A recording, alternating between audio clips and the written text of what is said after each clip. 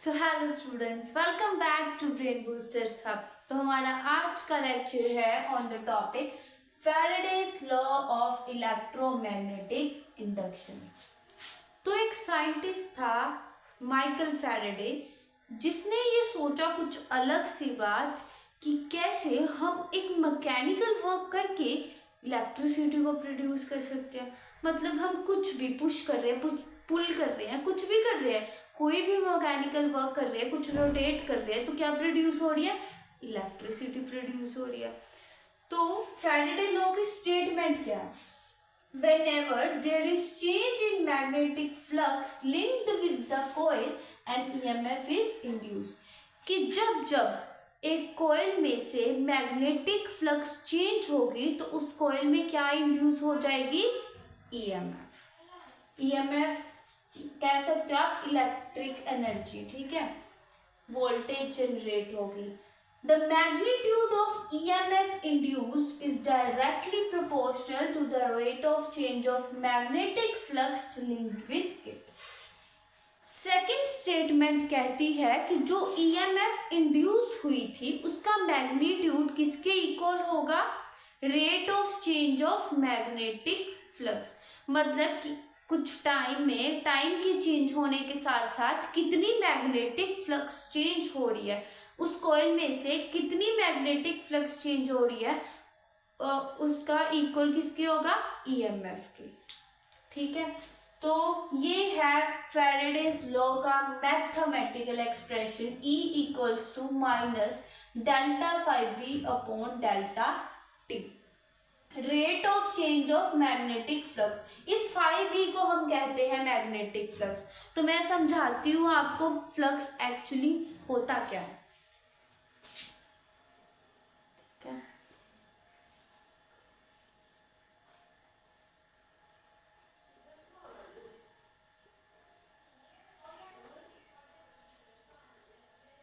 पहले फ्लक्स का फॉर्मूला देख लो, B इंटू ए। ये B क्या है? Magnitude of magnetic field, magnitude of magnetic field, और A क्या है? एरिया। मीन्स कि एक एरिया में से, किसी एरिया में से जितनी magnitude of the magnetic field, मतलब जितनी मैग्नेटिक फील्ड पास हो रही है किसी एरिया में से, उन दोनों का प्रोडक्ट को हम क्या कहते हैं? फ्लक्स। ठीक है, ये देखो मैंने दो कॉइल ले लिए, ये कॉइल A ले लो, ये कॉइल B है। ठीक है, एक का एरिया ज्यादा है, दूसरी का एरिया कम है।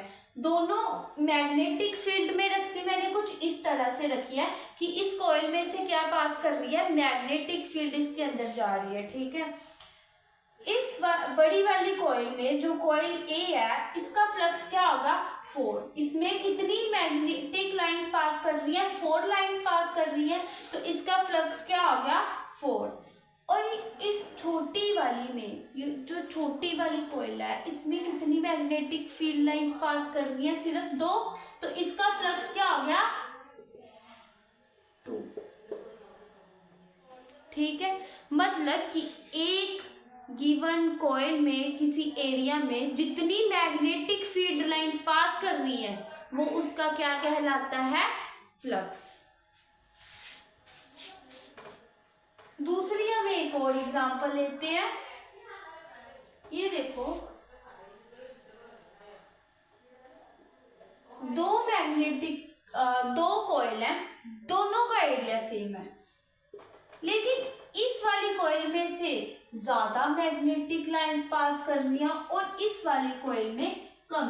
तो ये भी केस हो सकता है कि एक जो कॉइल है स्ट्रॉन्ग मैग्नेटिक फील्ड में रखी गई है, स्ट्रॉन्ग मैग्नेटिक फील्ड में रखी गई है, तो मैग्नेटिक लाइंस क्लोज होगी, तो ज्यादा मैग्नेटिक लाइन उस कॉइल में से पास करेगी, तो इसका फ्लक्स ज्यादा होगा। और दूसरी जो कॉइल है सेम एरिया की, वो उस जगह रखी है जहां पर मैग्नेटिक फील्ड की स्ट्रेंथ कम है, तो मैग्नेटिक फील्ड लाइंस कम हो गई, तो इसमें दो ही मैग्नेटिक फील्ड लाइंस पास कर रही है, तो इसका फ्लक्स क्या हो गया? कम हो गया। ठीक है, ये दोनों केस हमने स्टडी कर ली है। तो बेसिकली आपको समझ आ गया ना फ्लक्स होता क्या है। तो अब हम पढ़ते हैं कि कैसे फ्लक्स के चेंज होने से ईएमएफ इंड्यूस्ड होती है, कैसे फ्लक्स के चेंज होने से इलेक्ट्रिसिटी प्रोड्यूस होती है ना। पहले तो हमने पढ़ा हुआ है ना कि एक सेल में केमिकल्स वगैरह की रिएक्शन होकर इलेक्ट्रोलाइसिस वगैरह हमने पढ़ी हुई है, तो उससे क्या जनरेट होती थी, इलेक्ट्रिसिटी प्रोड्यूस होगी। लेकिन यहाँ पर तो मैकेनिकल काम से किसी चीज को ही रोटेट कर रही है, किसी को आगे लेके जा रहे हैं, पीछे लेके जा रही है, उन सब से क्या जनरेट हो रही है, इलेक्ट्रिसिटी। तो ये देखो मैंने एक मैग्नेट ले लिया एंड ये यहाँ पर इसका नॉर्थ पोल है और ये दूसरा मैग्नेट, ठीक है। पहले केस में मैंने इसमें एक कॉइल ली और उसको ऐसे रख दिया। नॉर्थ पोल से मैग्नेटिक फील्ड लाइंस निकलेंगी, साउथ पोल की तरफ जाएंगी। ओके, मैंने एक कॉइल ली, उसको कुछ ऐसे रख दिया। मैंने ऐसे नहीं रखा, मैंने इस कॉइल को मैंने ऐसे रखा, ठीक है। और मैग्नेटिक फील्ड लाइंस इसके ऊपर से जा रही है, इसमें से पास नहीं हो रही, ठीक है। इस प्लेन के ऊपर से जा रही है ये मैग्नेटिक फील्ड लाइंस। तो इस केस में फ्लक्स क्या होगा, जीरो। फ्लक्स जीरो तो कोई भी ईएमएफ इंड्यूस नहीं होगी, तो ईएमएफ भी कितनी होगी इस केस में, जीरो। लेकिन इसी कॉइल को अगर मैंने इस तरह से रखा और मैग्नेटिक फील्ड लाइन इसमें से पास कर रही है, ठीक है, तो इसका कुछ ना कुछ फ्लक्स तो होगा, ठीक है। इसमें जितनी मैग्नेटिक फील्ड लाइंस पास कर रही हैं 3, तो इसका फ्लक्स क्या होगा, 3 होगा इसका फ्लक्स। मतलब कि ईएमएफ क्या आ जाएगी फिर, rate of change of magnetic flux. कि जैसे कोई कॉइल रोटेट कर रही है चाहे, ठीक है, और कॉइल इस दोनों मैग्नेट के बीच में रोटेट कर रही है एक मैग्नेटिक फील्ड लाइन में, तो उस कॉइल के बीच में से जितनी फ्लक्स होगी, जितनी मैग्नेटिक फील्ड लाइंस निकलेंगी उतनी उसकी फ्लक्स होगी। तो फ्लक्स के चेंज होने से क्या इंड्यूस होगा उसमें, ईएमएफ। जब वो ऐसे होगी तब तो उसमें कोई चेंज नहीं आ रहा, मतलब फ्लक्स चेंज नहीं हो रही है, क्योंकि उसमें से मैग्नेटिक फील्ड लाइंस गुजर ही नहीं रही हैं, उसके ऊपर से स्लिप करके जा रही हैं, ठीक है। लेकिन वो जब कॉइल रोटेट हो गया, ऐसे ऐसे रोटेट हुई और इस डायरेक्शन में आ गई, इस पोज में आ गई, तो फिर मैग्नेटिक फील्ड लाइंस रोटेट होना शुरू कर गई, फिर वो ऐसे चली गई, फिर मैग्नेटिक फील्ड लाइन कम हो गई, फ्लक्स चेंज हो गया। जब वो ऐसे गई फिर से उसमें उसका फ्लक्स बढ़ गया, है ना, फिर ऐसे मतलब रोटेट हो रही है वो पूरी।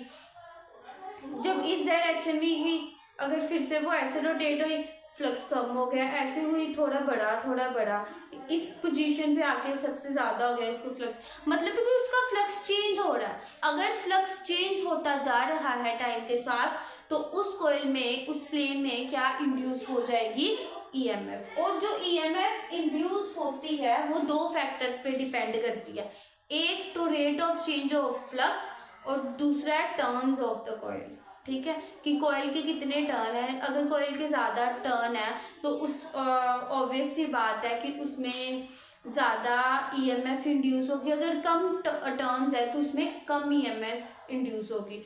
और फ्लक्स के चेंज होने के साथ साथ क्या इंड्यूस हो गई, ईएमएफ। तो यही था हमारा आज का lecture. Hope you all have understood it, and video अच्छी लगी हो तो लाइक एंड सब्सक्राइब जरूर करना। मिलते हैं इसकी नेक्स्ट लेक्चर में। Thank you.